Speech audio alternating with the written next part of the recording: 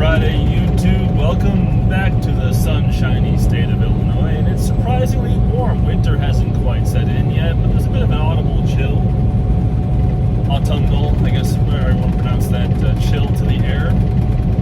Trees are starting to turn colors. It's looking very fall out there. Good times. Anyway, what is today's topic? Well, a little while ago, I got a big spam text from this organization that bills itself as a federal applications processor, which automatically you know it's a scam or spam or not legitimate, at least in terms of how it's presenting itself, except for the fact that every now and again, the information that they're trying to get you to renew or book or bill through them can be legitimate, which is why it's always a good thing to check and verify every time you get one of those suspiciously official looking messages from anybody, which is why I read most of my junk mail just in the same time, because maybe one of those envelopes that looks like it might be crap is actually important correspondence I need to take notice of and do something with. So, what was today's spam and scam attempt? Today's spam and scam attempt was about my Illinois Commerce Commission, my ICC number, my ILCC number. And if you're an Illinois-based owner-operator and you have your own operating authority, you need to be aware of this fact. If you did not already know, your ILCC number is permanent. You register for it once, you pay the fee for it once, and as long as your U.S. DOT number is active, that registration does not need to be renewed. It is a permanent registration. And I checked on this because I have retained the services of a small company that specializes in trucking permits, operating authorities, everything under the sun, drug testing and consortium, the whole 9 yards. These are good people, and while I do not have their permission to give out their name or advertise for them, I will say that they are a small company based in the northern Illinois area, the Chicago area, and that's all I'll say for the time being until it comes about where they give me permission to use their name on the internet. I want to be respectful of them because they are a small company, and also they only work with Illinois registered motor carriers. So if you're not Illinois-based motor carrier, this company really cannot do anything for you because they're in Illinois and Illinois-only authorities, essentially. Whether it's Interstate Authority or Intrastate Authority, that's their specialty, that's their bailiwick, that's what they do. So, make of that what you will. Anyway, so I give them a call and I say, hey, got this scam text. I know it's not legitimate, but I want to double check anyway and make sure, because I know we got renewals coming up end of the year for all kinds of stuff, and the lady I spoke said, yes, this is not legitimate, but thank you for double checking to make sure it's not, because, and then she explained to me, okay, this is how the ICC works. You register for it, you pay for it, and as long as your DOT is active, that registration remains active. You're good to go. You never have to renew this, because that's how Illinois does it. Other states may have a whole different ballgame where you may have to pay every year to renew your registration. And I don't know which states do what, because I only have intrastate authority in Illinois. Now, I've considered getting intrastate authority for states like Wisconsin or Texas, but the thing of it is that while I'm just south of Wisconsin, I don't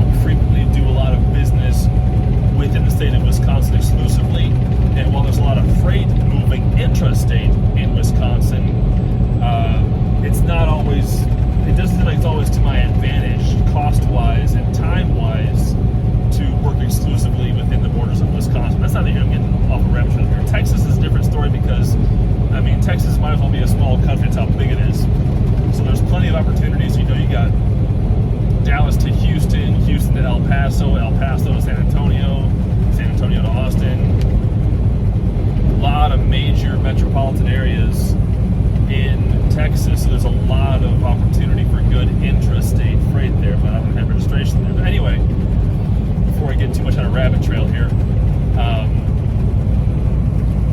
just checking and making sure they said yes. Your Illinois intrastate authority. As long as your interstate authority remains active, this is tied to that. So as long as that's active, this is active. Okay, that makes it simple enough. But while she had the phone, it's like, okay, she also said, hey, look, we got to start doing the process for IFTA and UCR renewals coming up end of this year. It's better to get that process started now rather than waiting, because if there's any kind of issue, there could be a delay in getting it sorted out. Like, it could be weeks in case we got to, do whatever. So it's better to get this done now so that we have the whole process done before end of the year, when you should already have your 2024 stickers.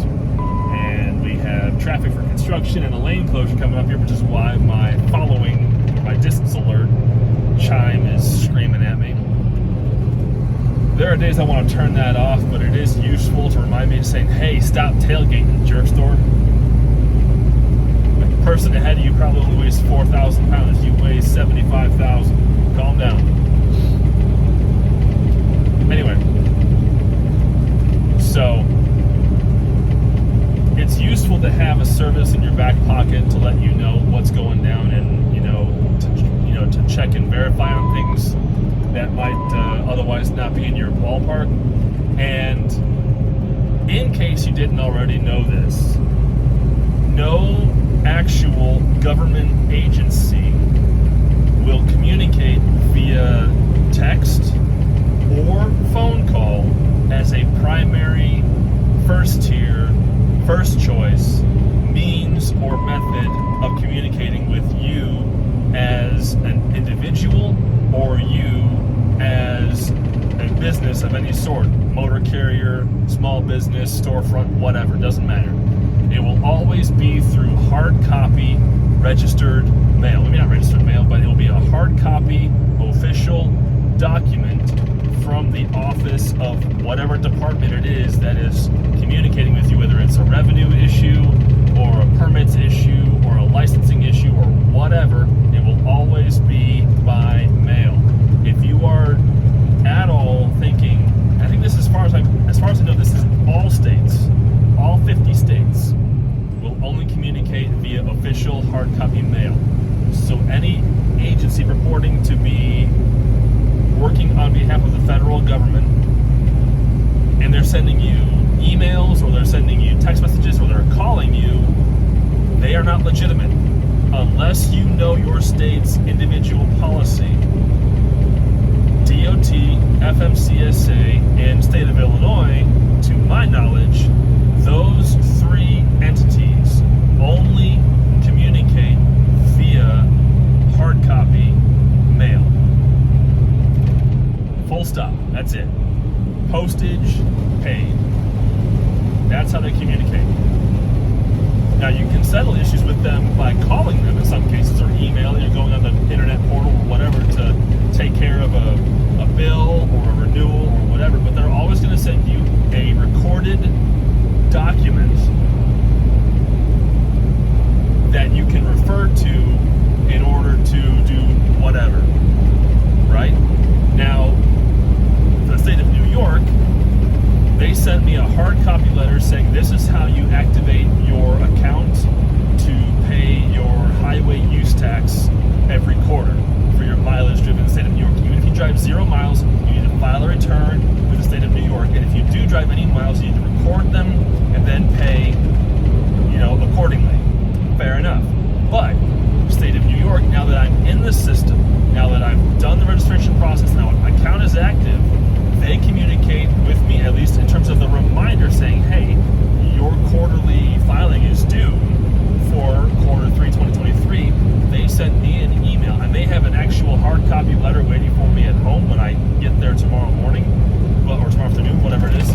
But so far, the state of New York is the only state that I've done any kind of work with where I have received an official email from the state of New York saying your reminder that this is coming up due.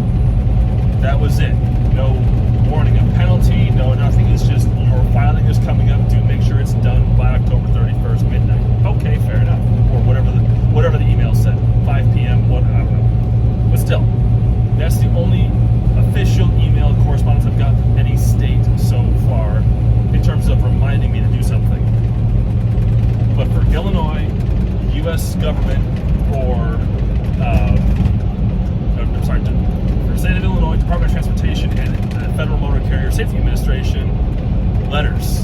letters.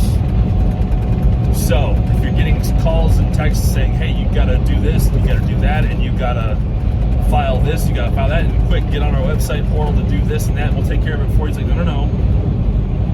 Verify that it's actually legitimate first, because your state might be different. Make sure you know who you're giving information and money to in order to ostensibly act on your behalf or in your stead when it comes to your business and the government in any capacity. Make sure you know. Don't trust, always verify. I don't care if you're one truck or 1,000 trucks. Never trust, always verify. Because there is so much crap flying around the internet. You know, once you're registered on the FMCSA, your phone number's out there, your address is out there, all that's out there on Safer. People can look you up, they can find you, because, you know, that's where all the dispatch services that I love to talk to so much keep getting my information when they get on Safer, or they have some program that trolls Safer for the newest authorities, and they just start cold calling. They go down the list, they just cold call. And I swear it's the same call center out of Mumbai, because they all sound the same. Actually, we just want to offer you some very good load. Are you have truck available tomorrow? Like, no, Hoss. Good day. But yeah, never trust, always verify. Especially when it comes to registrations, permits, licensing, all of that. Make sure you always verify who and what you're dealing with and whether or not it applies to you. Because here's something that does not apply to me, and that is the RST certificate that the DOT has recently begun to require, or FMCSA has recently begun to require. RST is called Reasonable Suspicion Training. RST. What that is for supervisors to determine whether or not an employee, especially in the case of commercial motor vehicles, whether an employee might be in some capacity impaired or otherwise incapacitated or incapable of performing the job tasks required of that person. Reasonable suspicion to believe that so-and-so might be drunk or high or whatever on medication that's not been properly documented or recorded that could have an untoward side effect. You know, that's what the RST is for. This is when I reviewed the program to see if I even was required to do it. But because I'm a one truck, one person, one trailer, no office operation, that doesn't apply to me. And I checked. RST does not apply to me because I am not a supervisor. It's just me. But if I had an employee, even one employee working for me, I would have to go through that RST's training, get the certificate, and make sure I had that documentation either in my permit book that I keep above my head, or in some capacity filed somewhere where a governing agency or a government body of some sort could then say, look up, so does this organization, does this supervisor have RST documentation? Yes, no, maybe so, whatever, go from there. Right? So